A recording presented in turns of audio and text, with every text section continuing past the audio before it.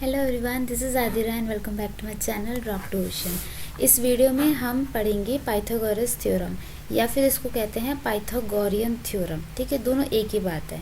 तो ये बेसिकली होता क्या है, पाइथागोरस डायरेक्टली कनेक्ट करता है राइट एंगल ट्राइंगल से। तो राइट एंगल ट्राइंगल क्या होता है, जो ट्राइंगल जिसमें एक एंगल हमारा क्या होता है 90 degree, that is right angle triangle. ठीक है, अब वो एक एंगल कोई भी 90 डिग्री होना चाहिए। अगर 90 डिग्री है मतलब वो राइट एंगल ट्राइंगल है तो वो पाइथागोरस थ्योरम शो करता है। और इसको वाइस वर्सा करके भी बोल सकते हैं। अगर उसमें किसी भी ट्राइंगल में पाइथागोरस थ्योरम लग रहा है, it means it shows that the triangle is 90 degree और राइट एंगल ट्राइंगल। ठीक है, तो दोनों की कन्वर्स थ्योरम भी पूछ सकते हैं और वैसे नॉर्मल जो पाइथागोरस थ्योरम है वो भी, दोनों का मतलब एक ही है। ठीक है, अब इसका मतलब क्या हुआ, जैसे यहाँ पे हम साइड की बात करते हैं, ये मैंने वर्टेक्सेस इसका नेमिंग कर दिया ट्राइंगल का। ठीक है, ABC, और यहाँ पे मैंने लिया स्मॉल a। ये वाली साइड है स्मॉल a, ये वाली side small b and this is small c। ठीक है, इसका मतलब क्या होता है, पाइथागोरस थ्योरम ये कहता है कि अगर आपका ट्राइंगल 90 डिग्री है, मतलब राइट एंगल ट्राइंगल है, तो उसकी साइड्स में एक कनेक्शन होता है, एक फॉर्मूला होता है जो कि एज इट इज़ बैठता है। वो फॉर्मूला क्या है, ये जो साइड है, मतलब जो सीधी लाई कर रही है 90 डिग्री बना रही है, जिसको हम हाइट भी कह सकते हैं, क्योंकि हाइट हमेशा परपेंडिकुलर होती है। तो परपेंडिकुलर मतलब 90 डिग्री बना रहा है। तो ये जो हाइट है, इस वाली साइड का स्क्वायर करोगे तुम, और जो बेस है ये तुम्हारा b है स्मॉल b का, इसका भी स्क्वायर करके इन दोनों को सम कर दोगे, इनको ऐड करोगे, तो हमें क्या मिलेगा, ये जो तीसरी स्लैंटिंग साइड है ना, ये वाली स्लोप, जहाँ पे स्लोप बन रहा है अपना, ये स्लैंटिंग साइड है, उसका स्क्वायर वो इक्वल टू इन दोनों के साइड के स्क्वायर का सम तीसरे की साइड का स्क्वायर के इक्वल होगा। ये थ्योरम है, ये दिस इज़ द फॉर्मूला। ये फॉर्मूला होता है पाइथागोरस का, और ये सारे जितने भी तुम्हारे 90 डिग्री के ट्राइंगल हैं या राइट एंगल ट्राइंगल हैं उसमें अप्लाई होता है। ठीक है, बहुत सीधा और सिंपल कॉन्सेप्ट है। अब इसमें ये देख लेना तुम कि तुम्हारा जहाँ 90 डिग्री बन रहा है ना, जिन दो लाइंस को टच कर रहा है, यहाँ पे ये और ये, इन दो लाइंस को टच कर रहा है, तो ये तुम्हारा बेस और हाइट बनेगा। और इस ट्राइंगल के अपोजिट में जो लाइन है, जो साइड है, that will be your third side, जो राइट साइड में आएगी। अब इसकी नेमिंग भी होती है, जैसे मैंने यहाँ पे बनाया राइट एंगल ट्राइंगल, तो इसको हम नेमिंग भी दे सकते हैं। ये जो नीचे वाली लाइन है ना, ये बेस का काम कर रही है, तो दिस इज़ योर बेस। ठीक है, इस लाइन को हम बेस कह सकते हैं। ये जो लाइन है जो सीधी पड़ रही है, जो एकदम 90 डिग्री बना रही है, इसको तुम हाइट कह सकते हो, हाइट या फिर परपेंडिकुलर। ठीक है, परपेंडिकुलर कुछ भी कह सकते हो। और तीसरा है ये वाली स्लैंटिंग लाइन, जिसको हम या स्लोप कह सकते हैं, इसको हम क्या कहते हैं, हाइपोटेन्यूस।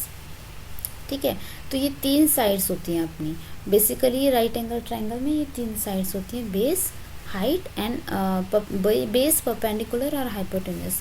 तो ये वाली जो अब मैंने साइड्स की ना नेमिंग करते हैं, और इन्हीं को हम ऐसे लिख सकते हैं यहाँ पे, बेस का स्क्वायर मतलब बेस का स्क्वायर प्लस परपेंडिकुलर का स्क्वायर इक्वल्स टू हाइपोटेन्यूस का स्क्वायर। और इसको तुम शॉर्ट फॉर्म में ऐसे लिख सकते हो, B square plus P square equals to H square. ठीक है, तो ये तुम्हारा फॉर्मूला भी बन गया है ना। अब बात करते हैं, इसको दूसरी तरह से भी समझ लो। ये तुम्हारा रेड में जो दिख रहा है, this is your right angle triangle.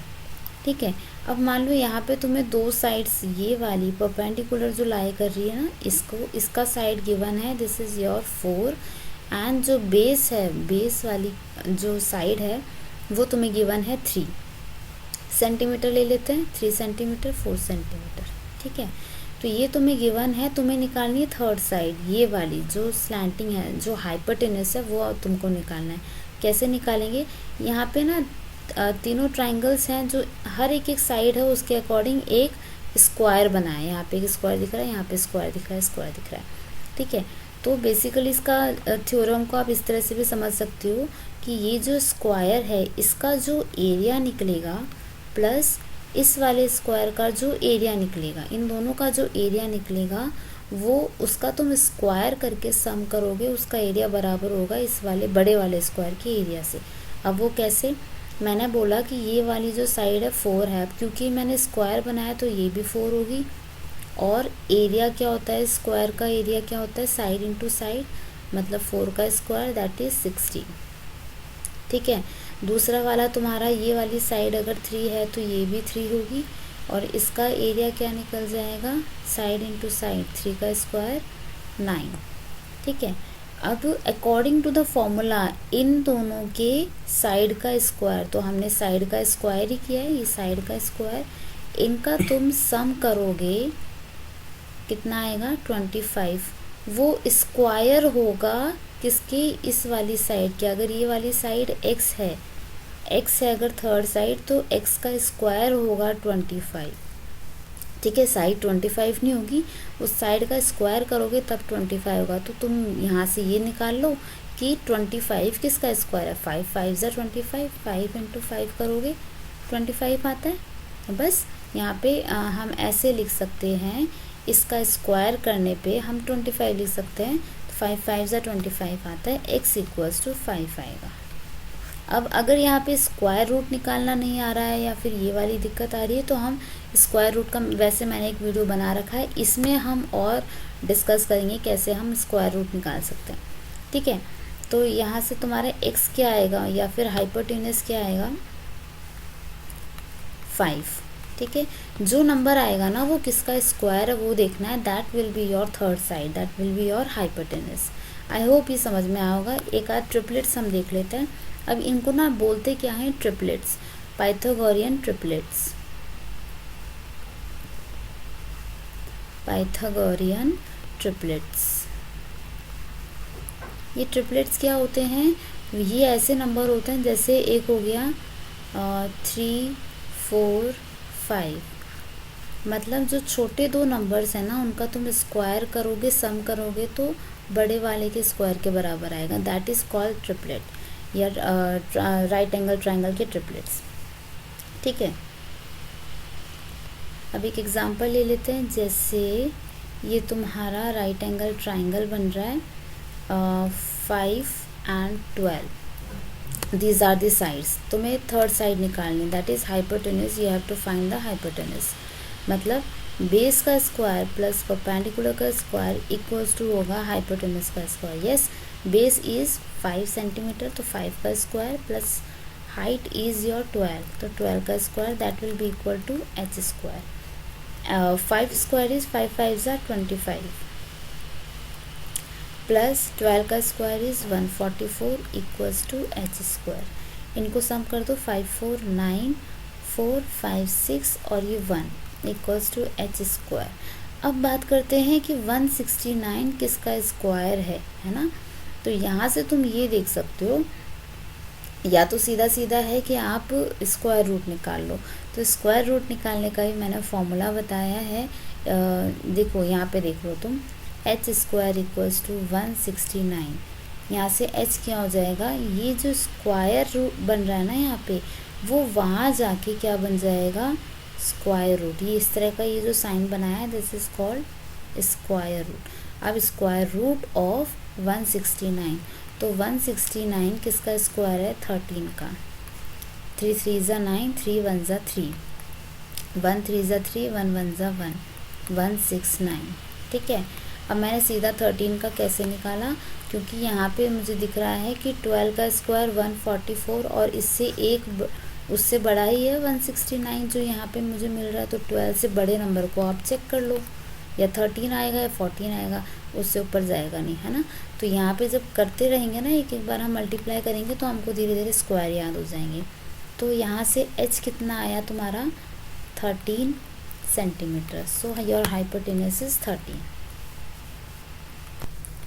Question ऐसे भी पूछ सकता है, ज़रूरी नहीं आपको हाइपोटेन्यूस ही निकालना हो, क्वेश्चन में ऐसे भी पूछ सकता है कि आपको मान लो base is 11 centimetre and hypotenuse is 61 centimeter. Now you have to find the perpendicular. So base का स्क्वायर प्लस परपेंडिकुलर का स्क्वायर इक्वल्स टू हाइपोटेनस का स्क्वायर। ये फॉर्मूला सेम रहेगा, इसमें कुछ चेंज नहीं आएगा। अब तुम्हारा बेस है 11 का स्क्वायर प्लस परपेंडिकुलर, ये तुम्हें निकालना है इक्वल्स टू, अब तुम्हें ये गिवन है हाइपोटेनस का, हाइपोटेनस गिवन है मतलब 61 का स्क्वायर गिवन है। ठीक है, यहाँ से पी स्क्वायर इक्वल्स टू क्या होगा, ये जो 11 स्क्वायर है वो उधर चला जाएगा माइनस में। ठीक है, ये स्टेप करोगे तुम। अगर तुम्हें हाइपोटेनस निकालना है तो इन दोनों को सम करोगे, लेकिन अगर तुम्हें हाइपोटेनस गिवन है और इन दोनों में से कोई एक निकालना है तो तुम माइनस करोगे। पी स्क्वायर इक्वल्स टू 61 का स्क्वायर मतलब 61 यहाँ पे 1 6 और ये 6 1 जा 6 6 6 जा 36, ये तुम्हारा आ जाएगा 1 6 6 2 जा 12 6 1 7 और 3 मतलब 3 7 2 1 माइनस 11 का स्क्वायर 121। ठीक है, पी स्क्वायर इक्वल्स टू आ जाएगा 1 माइनस 1 0 2 माइनस 2 0 7 माइनस 1 6 और ये 3600। पी इक्वल्स टू क्या आएगा, अब यहाँ पे देखो पी स्क्वायर की वैल्यू है 3600, आपने निकालना है पी परपेंडिकुलर निकालना है। ठीक है, तो इसके लिए हम क्या करेंगे, प्राइम फैक्टराइजेशन, फैक्टर्स निकालने हैं, पी निकालना है मतलब अंडर रूट ऑफ 3600 है ना। पहले तो इसका सिंपल चीज़ ये बताऊं कि 3600 को अगर तुम स्प्लिट डाउन कर दो तो 36 किसका स्क्वायर है, 6 का स्क्वायर है, तो 6 6 है 36 और ये डबल ज़ीरो में से एक ज़ीरो तुम ले लो मतलब ये पूरा 60 का स्क्वायर है। अब हम दूसरे मेथड से करेंगे 3600 प्राइम फैक्टराइजेशन से, तो 2 1 ज़ा 2 2 8 ज़ा 16 डबल ज़ीरो, 2 9 ज़ा 18 और ये डबल ज़ीरो, 2 4 ज़ा 8 2 5 ज़ा 10 ज़ीरो, 2 2 ज़ा 4 2 2 ज़ा 4 2 5 ज़ा 10। अब यहाँ पे 5 से जाएगा तो 5 4 ज़ा 20 और 5 5 ज़ा 25, अगेन 5 9 ज़ा 45, 3 से जा रहा है अब 3 3 ज़ा 9 और 3 1 ज़ा 3। ठीक है, अब यहाँ पे देखो पेयरिंग करनी है आपने, ये दो का पेयर, ये दो का पेयर, ये दो का पेयर और ये दो का पेयर।